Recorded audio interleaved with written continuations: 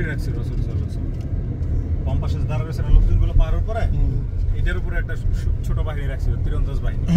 ওখানে আসলো ওরা ওখান থেকে সরে যে ওদেরকে বলছিল যাই ঘটুক আমরা জিতি হারি কেউ তোমরা এনতে সরব না। তীরন্দাজ বাহিনী যখন যুদ্ধ দেখা গেছে জিতে গেছে, কাফের বাহিনী পালাই গেছে, তখন ওনারাও নেমে আসছে যে ওনারা যে উট টুট বিভিন্ন জিনিসপত্র ওদের মালটাল যেগুলো না করছিল।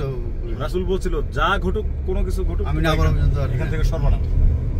আরে দেখছেন কমান্ডারের কথা শুনে নাই, যদি ওরা থাকতো তাহলে তো এই জন্য যুদ্ধে কমান্ডারের কথা পাশ দিয়ে এসে আক্রমণটা করতে পারতো না।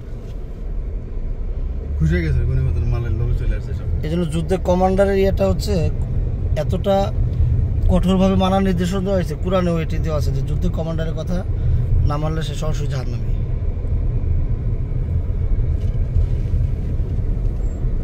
আমির হামজার মাজার দেন চলেন।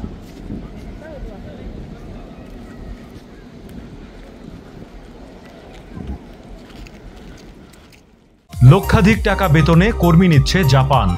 যেতে আগ্রহীরা যোগাযোগ করুন স্ক্রিনে দেয়া নাম্বারে।